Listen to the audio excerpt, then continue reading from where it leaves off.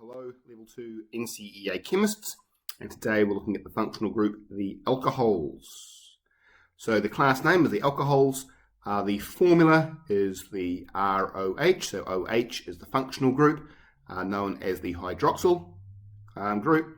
So R is basically an alkyl group like ethyl or methyl, and the suffix is ol.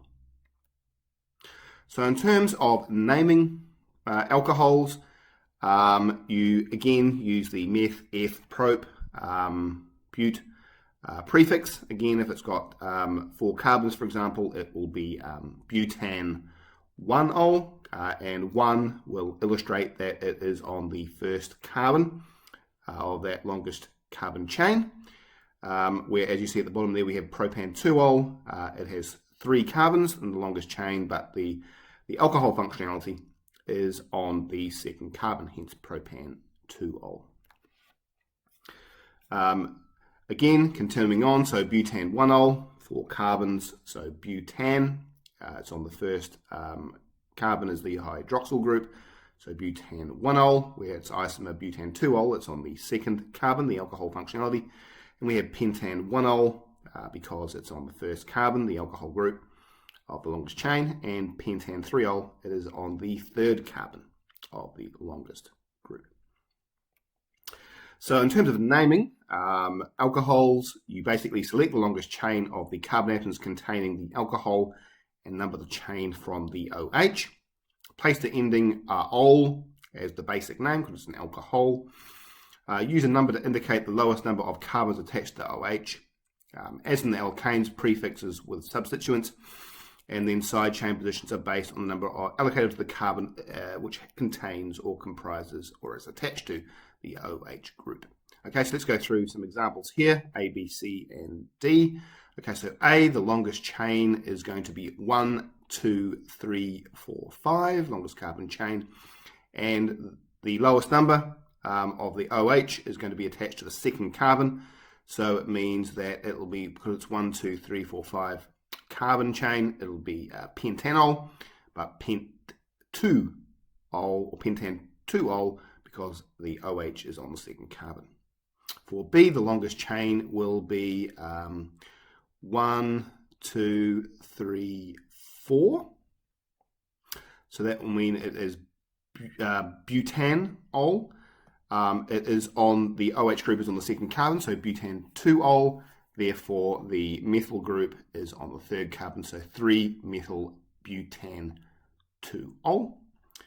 Number 3, letter C, the longest chain is 1, 2, 3, 4, 5 carbons, which has that OH attached to it, and it's on the first carbon of that longest chain, so it will be pentan 1-ol.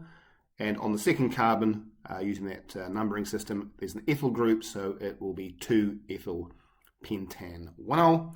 And the final one, the longest chain is 1, 2, 3, 4 carbons, so again it's butanol. It's on the second, the OH is on the second carbon, so it will be butan 2-ol. Moving along, in terms of structural isomerism in alcohols, as we've seen with the naming, different structures are possible due to different positions of the functional group, but also branching. Okay, so if we go to the top one, it'll be 1, 2, 3, 4, 5, 6. So hexan 1-ol, because the OH group is on the first carbon. That means that the isomer below it will be 1, 2, 3, 4, 5, 6 again. So hexanol, but it's on the 1, 2, 3rd carbon, the OH group. So it will be hexan 3-ol, and the other example you've got there is 1, 2, 3 carbon, so propanol, it's on the first one, so it will be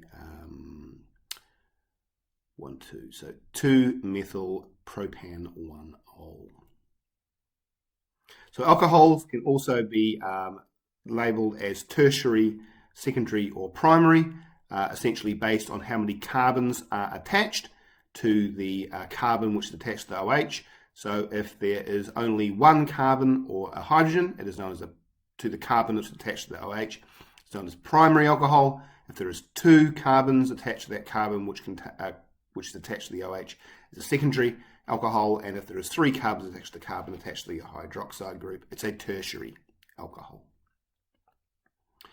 Looking at the physical properties of alcohols in terms of melting point and boiling point, these are the numbers that you see. Okay, and the reasoning behind it, the reason why the melting and boiling points increase as the number of carbons increases is because of the intermolecular forces between the carbon chains in the molecules, not between the carbon-carbon atoms in the individual molecules, and also because the OH group is a very strong intermolecular bond known as a hydrogen bond. This explains why alcohols have a higher melting and boiling point than the alkanes. You'll also notice going back, there's a slight dip for ethanol and propan-1-ol. Doesn't quite meet the pattern. The reason why is that it's a melting point. That's when it's going from solid to liquid. It actually is a lot more different packing. Okay, so if it packs a lot easier, like in methanol, then there'll be stronger intermolecular bonding, which isn't seen in those particular isomers. We also have the solubility of the alcohols. So you can see that methanol's basically highly soluble, whereas heptan-1-ol, which has 7 carbons, is virtually insoluble. And the reasoning behind this is because the alkyl groups, the CH3, CH2, CH2 groups, are known as hydrophobic, which means they don't dissolve in water readily, whereas the OH groups are hydrophilic, they are water-loving, so they dissolve in it a lot better, due to, again, those hydrogen bonding with the OH and the water molecules. So it means that as you increase the carbon length, there is more hydrophobicity, and it's not going to dissolve as readily. In terms of the chemical reactions, we have Markovnikov's rule. Okay, so the rich get richer. So if you react with an alkene with water, again, the major product will be the one which has the hydrogen is going to be attaching to the carbon with the most hydrogens, and that's just simply Markovnikov's rule. And the OH group attaches to the carbon which has the least number of hydrogens in that double bond arrangement. Then we have substitution reactions. So if you react an alkyl halide, for instance, in this case, an ethyl halide with sodium hydroxide, an aqueous solution, not alcoholic, a bit different, and reflux it, then it's going to form the appropriate alcohol, in this case ethanol. And if you substitute reactions, so you can also substitute an alcohol with a halide by reacting with the hydrogen halide to make the appropriate alkyl halide plus water, so the reaction that can undergo. And we also have the oxidation of alcohols, which you saw in your internal.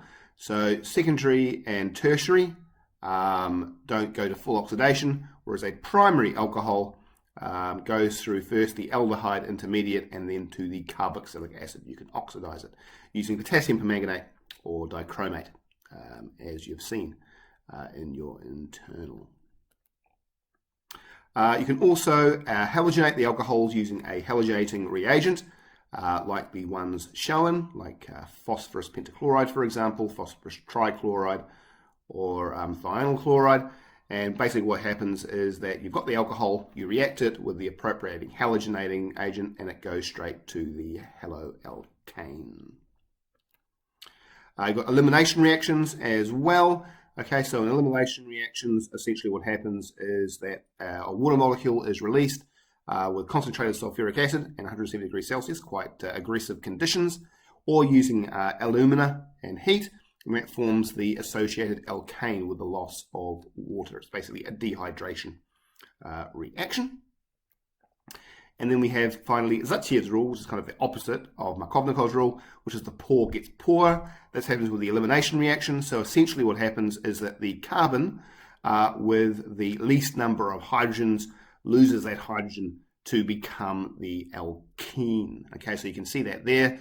In the example of 2,3-dimethyl-2-butanol, the third carbon, there, okay, it has 1, okay, hydrogen. It loses it to become the 2,3-dimethyl-2-butene, which is more stable, whereas the other possibility is that the carbon with 3 hydrogens loses 1 hydrogen and forms the other less stable isomer. That's unlikely because, according to Zattiev's rule, the poor get poorer. And that's all you need to know for alcohols.